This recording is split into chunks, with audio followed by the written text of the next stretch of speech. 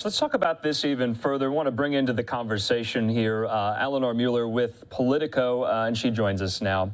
Eleanor, good to see you. You've been covering what has been quite a whirlwind of a day. So many have been weighing in on this. Speaker McCarthy twice, President Biden in this kind of hastily arranged press conference today. Do you think President Biden wanted to have the last word today to try to get his message out there about how this meeting went today? It's possible. You know, we did see news break late that he wanted to explore using the 14th Amendment to kind of circumvent this debt ceiling debate. And that could, I would not rule that out as maybe one of his motivations in doing so. Yeah, let's talk about that. He was threatening to take unilateral action, kind of bringing up his powers under the 14th Amendment. Do we know what that would look like and how that would, stem off some type of default and to raise the debt ceiling limit itself? So this is something that they've been looking at the White House for, I think, several months now. And the consensus is it's very risky. You know, the 14th Amendment basically says that the national debt shall not be, forget the exact phrasage that they use, but that it shall not be invalidated. And a lot of advisors at the White House, multiple reports have shown are very wary of taking that kind of path just because it hasn't been tested yet. And so the risk is, by doing so, we end up somehow with no way to pay off our national debt and, potentially even greater risk to the economy. I guess we can walk backwards here a little bit, but for the viewer, put it into perspective. If this doesn't get done, what essentially happens, to the U.S. economy? We have been reporting this is unprecedented. This is historic. This has never happened before. But are congressional leaders right now grappling with the fact that we could be in default territory and possibly no one really knows what that looks like? Yeah, so the Treasury Department said recently that we could run out of money as soon as June 1st. And as far as, what that could look like, I think that it would be, frankly, almost beyond the realm of comprehension in terms of just how bad it could be. The consequences would be worldwide, just because the U.S. has so long been seen as a highly reliable currency, a highly, reliable economy. And so there's a lot at stake here, even when it just comes to the optics of the U.S. not being sure whether or not it can pay back, it's done. Yeah, and of course, we know House Republicans there in the House just a couple of weeks ago, they mustered through along party lines their own remedy to this.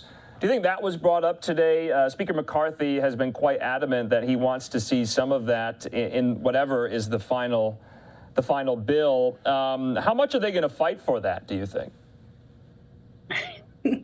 So this is the root of the issue, right, is that we have, on the one hand, Republicans unanimously saying that they will not vote to raise the debt ceiling without significant spending reforms along the lines of what House Speaker Kevin McCarthy passed.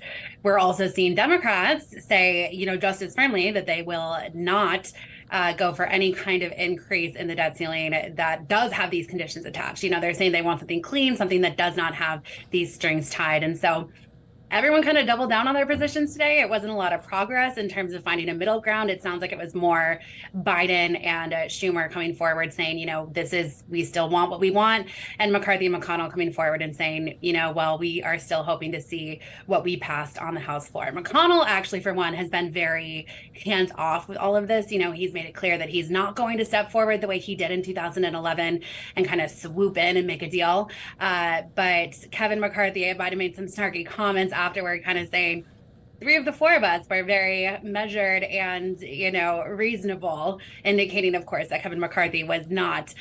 He laughed those comments off at the Capitol later in the day. But yeah, of course. Yeah. And he used this common refrain with, 97 days it took to get this meeting on the books there today. They're going to meet again Friday. So I think the general consensus is, there was really no movement today after this meeting. Do you think there will be on Friday? What's going to be the agenda items there? So staff are going to meet throughout the week before they touch base again on Friday. Biden has basically said that he will postpone his trip to the G7 summit if there is signs of progress being made.